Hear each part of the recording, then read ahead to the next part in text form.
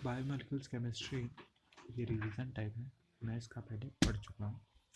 Theory मैंने इसके question के साथ सब कंप्लीट कर दिया है, थ्योरी एनसीईआरटी पढ़ने बाकी है, अभी मैं इसको एक बार रिवीज कर रहा हूँ सारा थ्योरी।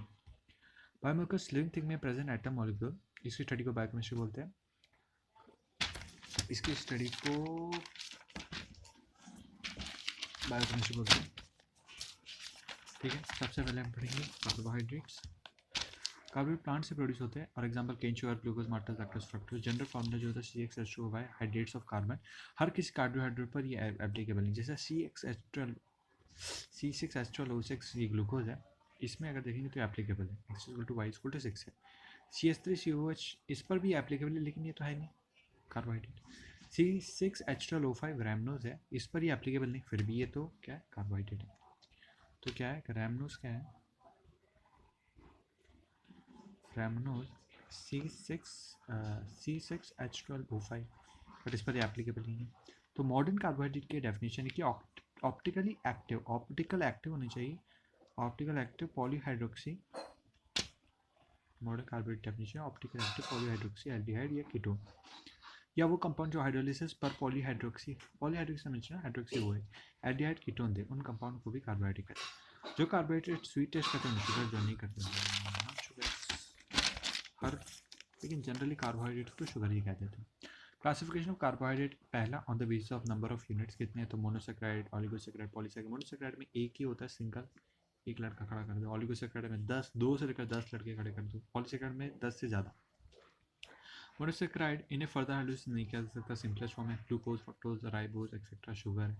ये फ्रक्टोज कीटो शुगर है, ग्लूकोज एल्डोज शुगर है, ये दोनों 6 कार्बन की है। ठीक है, ये दोनों ठीक है। ऑलिगोज, अच्छा मोनोसेक्राइड मिनिमम मोनोसेक्राइड में 3 कार्बन हो सकते हैं, देखकर से लेकर 7 कार्बन तक हो सकते हैं। ऑलिगोसेक्राइड इन्हें एक एक एक जो ग्लूकोज है जैसे, तो उसमें 6 हो जाए, तो ऐसे ही 3 से लेकर 7 कार्बन तक हो सकती है। ठीक, मोनोसेक्राइड। ऑलिगोसेक्राइड 2 से 10 मोनोसेक्राइड। ठीक है। सुक्रोज डाइसेक्राइड है, तो ग्लूकोज प्लस फ्रक्टोज में होता है सुक्रो फ्रक्टो। माल्टोज ग्लूकोज प्लस ग्लूकोज, माँ है तो ग्लूकोज, दोनों अपने बच्चों को सेम प्यार करते हैं।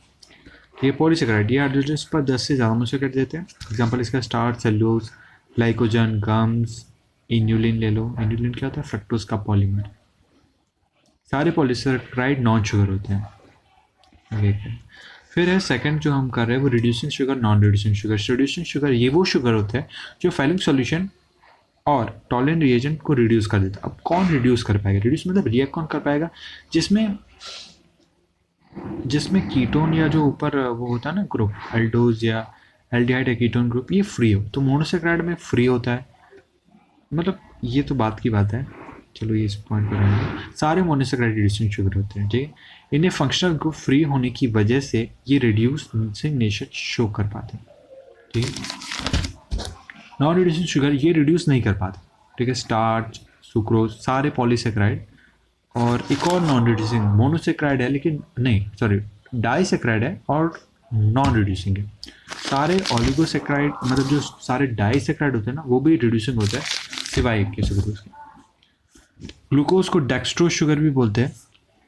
फिर प्रिपरेशन, इसका पहला मेथड है सुक्रोज के हाइड्रोलिसिस से। तो सुक्रोज को जैसे C12H22O11 के हाइड्रोलिसिस मतलब पानी के प्रेजेंस में एसिडिक मीडियम में, तो ग्लूकोज पर फ्रक्टोज बनेगा। दोनों का फॉर्मूला सेम ही है, C6H12O6। सेकेंड मेथड है स्टार्च के हाइड्रोलिसिस से, तो सही बनता है स्टार्च C6H10O5, वो पॉलीमर है ना, स्टार्च पॉलीमर। तो बहुत सारे H2O चाहिए, एसिडिक मीडियम 393 केल्विन 2 से लेकर 3 atm तक का प्रेशर चाहिए। 2 मतलब लगभग 125 टाइप कुछ टेम्परेचर, 73 120 डिग्री सेल्सियस। फिर ऐसे ऐसे बहुत सारे ग्लूकोज बनेंगे। ठीक है, ग्लूकोज इनसे बनेंगे। स्ट्रक्चर ऑफ ग्लूकोज, अब ये ग्लूकोज का स्ट्रक्चर है, इसको ये जो हमें पता है कि स्ट्रेट चेन होता है, फिर OH होते हैं, यहाँ OH होते हैं, ऊपर एल्डिहाइड होता है। तो ये कैसे पता चला कि ऐसा होता है, तो इसका रीज़न है। ये पहली बात तो एल्डो हेक्सोज है, एल्डिहाइड और हेक्सो शुगर। C6H12O6 इसका फॉर्मूला है। अब हमने पहले पता किया, फर्स्ट एक्सपेरिमेंट किया कि ग्लूकोज के मॉलिक्यूल को हमें पता नहीं उसका स्ट्रक्चर कैसा, हमने डाला HI में और हीट किया। अब HI क्या है, रिड्यूसिंग, क्या करता है, रिडक्शन करता है। रिडक्शन मतलब इसमें से O चल देगा, तो देखो ये स्ट्रेट चेन आ गई। तो जब स्ट्रेट चेन आ गई तो इससे पता चला कि ग्लूकोज का मॉलिक्यूल में स्ट्रेट चेन है और कोई ब्रांचिंग प्रेजेंट नहीं है।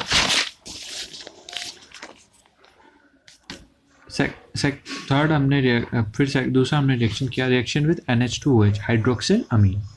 तो क्या होगा, न्यूक्लियोफिलिक सब्स्टिट्यूशन रिएक्शन होगी पहले तो, और फिर H2 निकलता है इसमें। तो क्या होता है, ग्लूकोज को हमने NH2OH में डाला, ये जो ऊपर का CHO है ये NONOH में हो जाएगा, बाकी तो सेम ही रहेगा।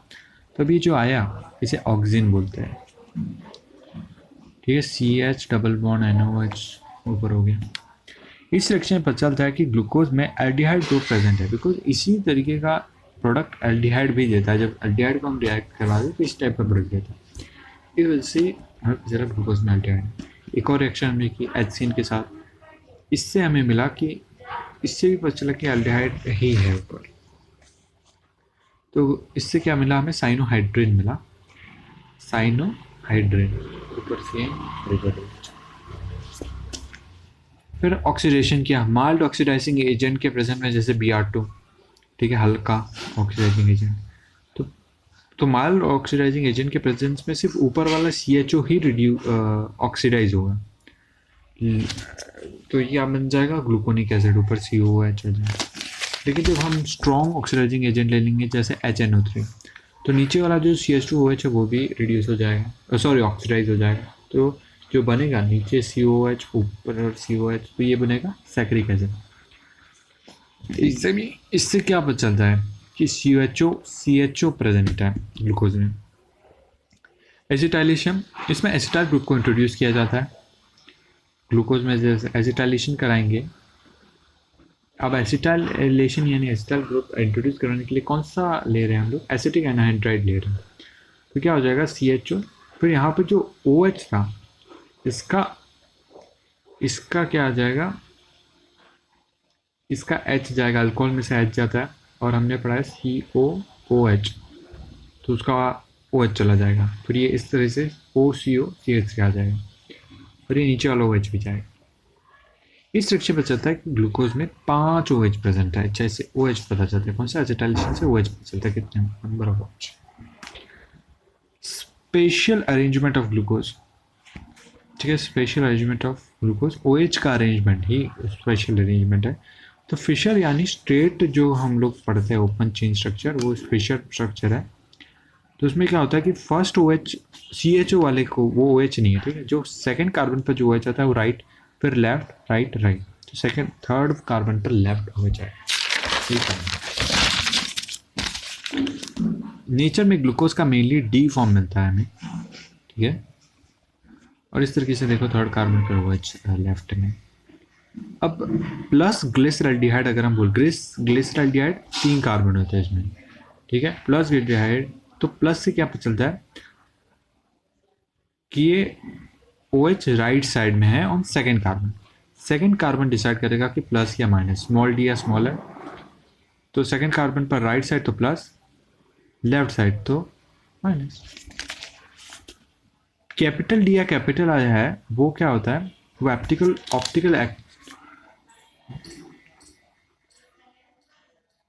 इसका ऑप्टिकल एक्टिविटी से कोई लेना नहीं है। कैपिटल D कैपिटल I, ये डिसाइड होता है कि जो सेकेंड लास्ट कार्बन है इसमें OH किस साइड है, राइट साइड है तो कैपिटल D, लेफ्ट साइड है तो कैपिटल I। ये D है, ये L है।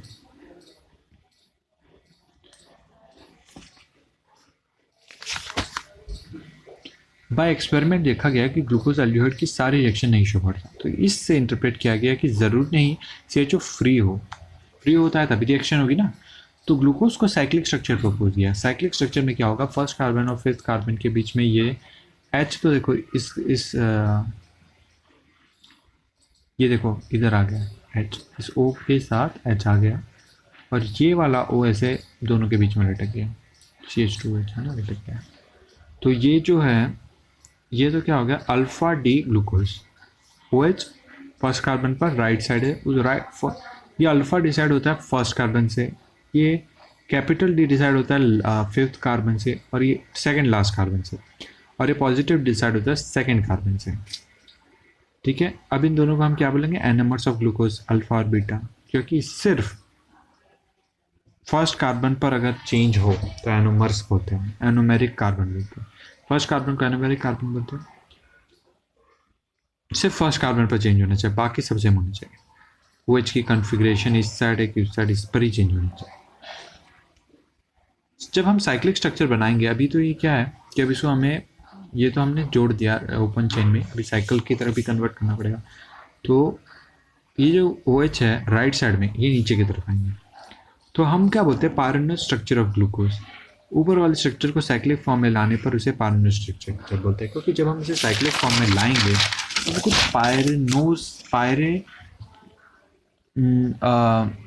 पायरेन टाइप का एक स्ट्रक्चर होता है, पायरेन कंपाउंड का एक मॉलिक्यूल का एक स्ट्रक्चर होता है, उसी की तरह दिखता है। ये देखो, ये OH नीचे आ गया, अब नीचे OH है तो हम क्या बोलेंगे, अल्फा। अल्फा मतलब राइट साइड नीचे होगी। फ्रक्टोज, इसमें डी, स्मॉल डी और स्मॉलर थर्ड कार्बन के बेसिस पर देखते हैं। ठीक है, स्मॉल डी या स्मॉलर थर्ड कार्बन के बेसिस पर देखते हैं, क्योंकि जो सेकंड है उस पर तो कीटोन लगा है।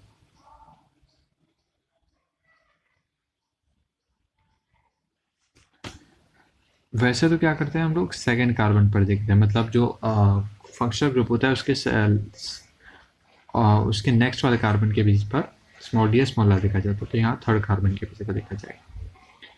ठीक है, तो ये क्या हो जाएगा, स्मॉलर, ये भी स्मॉल है, तो इसमें तो स्मॉल एल ही आएगा, नेगेटिव ही आएगा।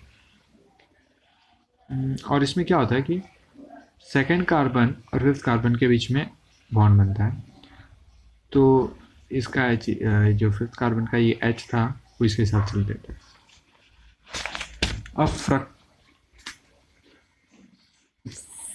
फ्रक्टोज के स्ट्रक्चर को हम फ्यूरेनो स्ट्रक्चर बोलते हैं, क्योंकि ये फ्यूरिन जैसा दिखता है, फ्यूरिन के स्ट्रक्चर जैसा दिखता है।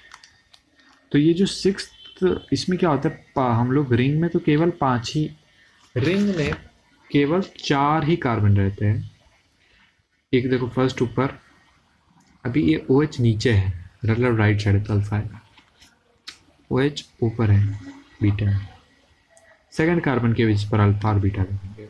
ठीक है, ये CH2OH तो हमेशा ऊपर रहेगा, फ्लैग हमेशा लहराते रहना चाहिए ऊपर। और देखो सेकंड, फिर थर्ड कार्बन पे OH ऊपर ही आ रहा है, इसलिए हमने नेगेटिव ही लिखा, क्योंकि लेफ्ट साइड आता है ना थर्ड कार्बन पे। तो डाइसैकराइड, 2 मोनोमर यूनिट को ग्लाइकोसाइडिक लिंकेज से जोड़ा जाता है। सुक्रोज, सुक्रोज में ग्लूकोज प्लस फ्रक्टोज होता है। अब ग्लूकोज कौन सा होता है, alpha D glucose, fructose beta D fructose, और alpha D plus glucose, beta D minus fructose. ठीक है, तो बस ये सिंपल है, ग्लूकोज पहले आता तो इसमें सब अच्छी अच्छी चीज़ें हैं, फ्रक्टोज बाद में आती है, तो ये चीज़ है। Glycosidic linkage alpha D glucose के carbon 1 and beta D fructose के कार्बन 2 के बीच बनता है। ये देखो, ये सेकंड कार्बन है और ये कौन सा कार्बन है, फर्स्ट कार्बन, इनके बीच में बन रहा है, तो पानी निकल जाएगा। सुक्रोज डेक्स्ट्रो रोटेटरी होता है, लेकिन हाइड्रोलिसिस पर जो सॉल्यूट, डेक्स्ट्रो रोटेटरी क्यों होता है, क्योंकि देखो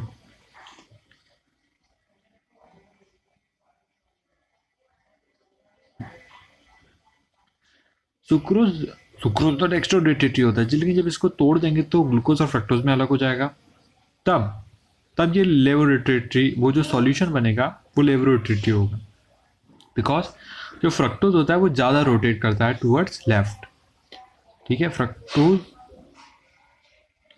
का रोटेशन ज़्यादा होता है, -98.4% रोटेशन होता है, मतलब इतना रोटेट करता है लाइट को, जो लाइट हम भेजेंगे सॉल्यूशन में से वो इतना उसको लेफ्ट की तरफ करेगा, इसलिए वो रोटेटरी हो जाता है वो सॉल्यूशन पूरा। इस व्यवहार की वजह से सुक्रोज को इन्वर्ट शुगर कहते हैं।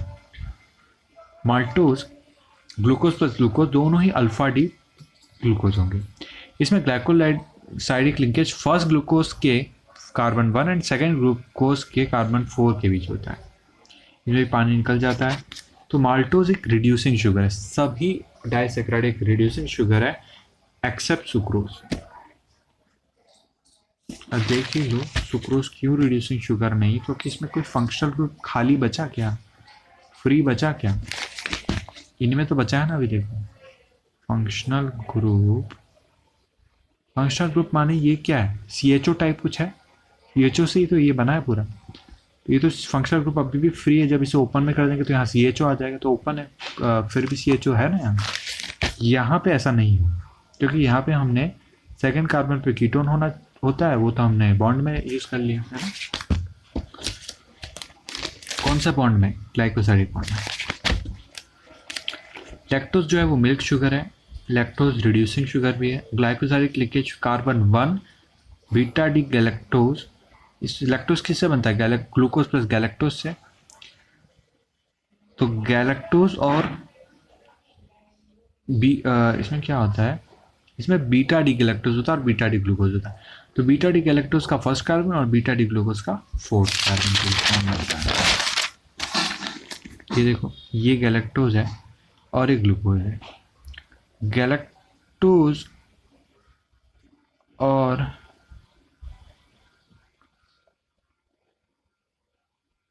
ग्लूकोज में सिर्फ एक कार्बन फर्क होता है, वो अभी तो यहाँ दिख रहा है हमें फोर्थ कार्बन, नहीं फोर्थ कार्बन नहीं,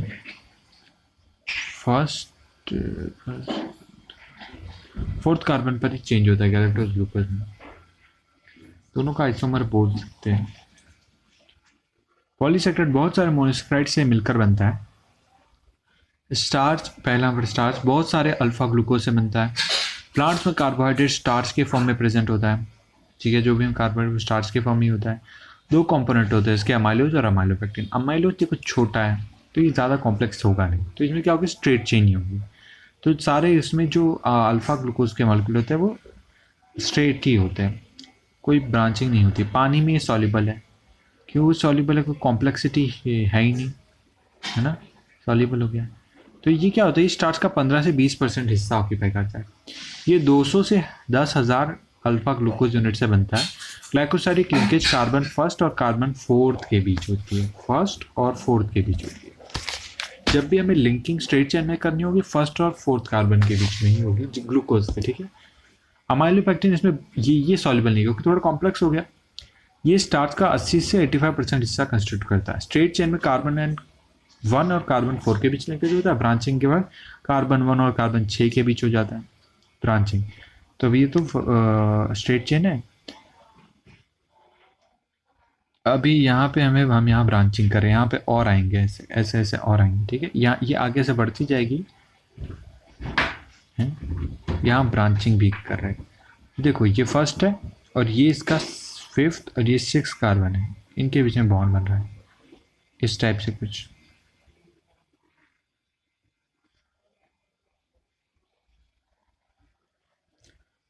सेल्यूलोज, बीटा डी ग्लूकोज की इसका मोनोमर बीटा डी ग्लूकोज है, स्टार्च का अल्फा डी ग्लूकोज है, ठीक है। Linkage carbon first and carbon 4, यानी इसमें स्टेट चेंज होगी। और प्लांट की सेल वॉल में पाई जाए। अब जो भी सेल वॉल या इन सब को बनाता है उसको क्या चाहिए, थोड़ा प्लेन स्ट्रक्चर चाहिए, दीवार बनानी है मैं तो स्ट्रेट स्ट्रक्चर चाहिए, इसलिए स्ट्रेट होता है, ठीक। Glycogen known an animal starch, अभी देखो ये स्टार्च में भी ब्रांचिंग थी, क्योंकि ये कोई दीवार थोड़ी बना है, ये तो अंदर है। ये ग्लाइकोजन भी हाईली ब्रांच्ड है। इसमें लीवर, मसल, ब्रेन में सबसे ज़्यादा स्टोर होता है, ह्यूमंस में होता है ना, या एनिमल्स में, यीस्ट एंड फंगाई में भी होता है। प्रोटीन्स, प्रोट्यूज वाइटल इंपॉर्टेंस, मतलब इस वर्ड से आया, प्रोट्यूज का मतलब होता है वाइटल इंपॉर्टेंस, बहुत इंपॉर्टेंट। हमारी बॉडी के बिल्डिंग ब्लॉक्स होते हैं, ग्रीक वर्ड से आया है। ये अमीनो एसिड के बने होते हैं।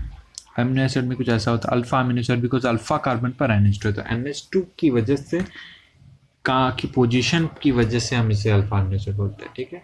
अब देखो ये अल्फा कार्बन पर है ना NH2 यहाँ हो कोई फर्क नहीं पड़ता, बट COH यही होगा, और NH2 यहाँ हो सकता है, यहाँ हो सकता है, नीचे की तरफ या इस लेफ्ट की तरफ।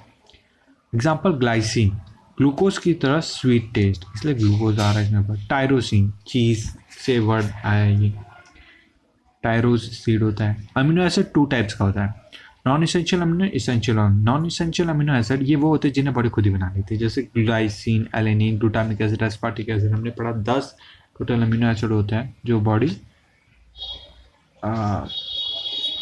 प्रोटीन्स बनाने के लिए 20 टोटल अमीनो एसिड होते हैं, उसमें से 10 नॉन इसेंशियल है, 10 इसेंशियल है। 10 इसेंशियल कौन कौन से हैं?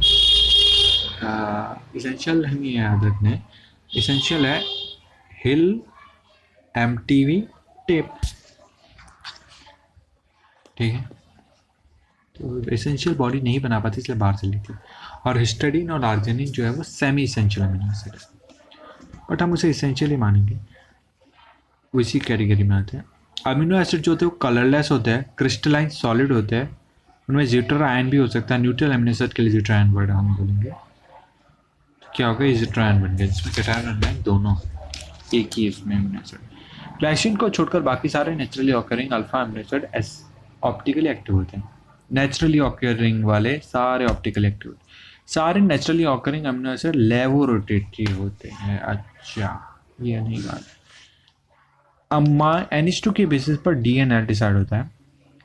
तो डी जब हम बोलेंगे यानी कि C कार्बन के राइट में और L बोलेंगे तो NH2 लेफ्ट में। तो NH2 के बेसिस पर DNL है डिसाइड है, तो हमें पता है NH2 तो लेफ्ट में होता है कार्बन के, इसलिए L ही होते हैं सारे। Structure of proteins, peptide linkage. अब पेप्टाइड लिंकेज दो के बीच में बनाना है तो पानी निकाल देंगे, ये COH में से तो OH जाएगा और NH2 में से H जाएगा, ये पेप्टाइड लिंकेज बन गया। अब इसे क्या बोलेंगे, पूरे मॉलिक्यूल को ग्लाइसिन प्लस एलेनिन से बना, इसलिए ग्लाइसिल एलेनिन इसका नाम होगा। और ये डाइपेप्टाइड, 2 अमीनो एसिड जुड़ते हैं तो उसे डाइपेप्टाइड बोलते हैं, 3 जुड़ते हैं तो ट्राइपेप्टाइड, बहुत सारे जुड़ जाए तो पॉलीपेप्टाइड बोलते हैं। अगर पॉलीपेप्टाइड 10,000 अमीनो एसिड से मिलकर बना तो उसे प्रोटीन बनेंगे। लेकिन इंसुलिन में 51 अमीनो एसिड ही होते हैं, फिर भी वो प्रोटीन कहलाता है, बिकॉज इंसुलिन में प्रोटीन की ये प्रॉपर्टी नहीं है कि 10,000 अमीनो एसिड, लेकिन बाकी सारे तो है ना। Protein types on the basis of structure, fibrous protein, globular protein. Fibrous protein, इसमें इसे प्रोटीन का इस प्रोटीन का स्ट्रक्चर फाइबर लाइक होता है, इसलिए इसका नाम फाइब्रस प्रोटीन है। और इसमें पॉलीपेप्टाइड चेन पैरेलल रन करती है, एक ऐसे एंड पॉलीपेप्टाइड चेन आपस में हाइड्रोजन एंड डाइसल्फाइड बॉन्ड से जुड़ी होती है। H2O में इनसॉल्युबल है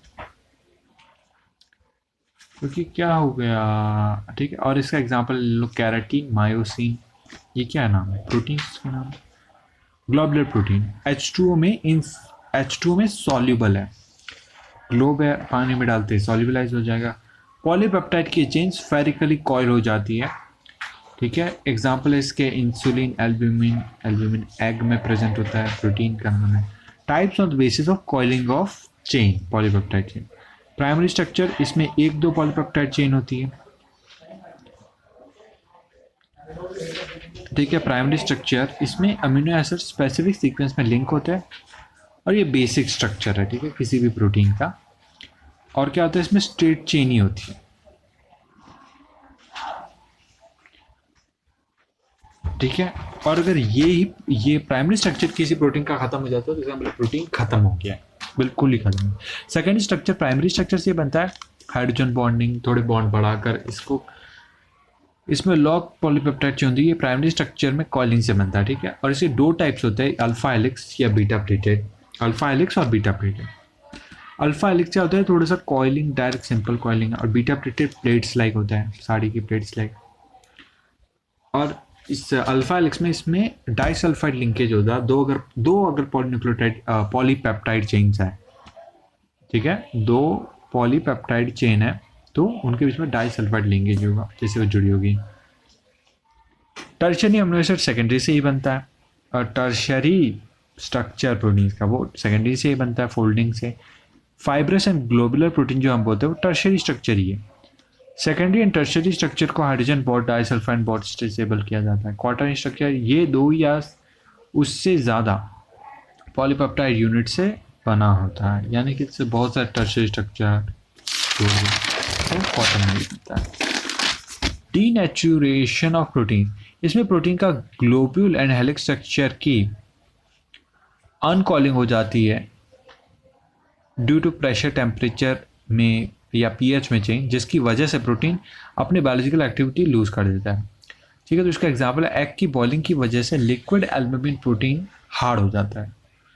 एल्बुमिन प्रोटीन लिक्विड होता है पर वो हार्ड हो जाता है अगर उसको बॉइल किया जाएगा। ठीक है, एंजाइम भी एक प्रोटीन ही है, बायोलॉजिकल कैटलिस्ट है, ऑक्सीडो रिडक्टेज एंजाइम। ये एंजाइम ऑक्सीडेशन रिडक्शन दोनों करता है।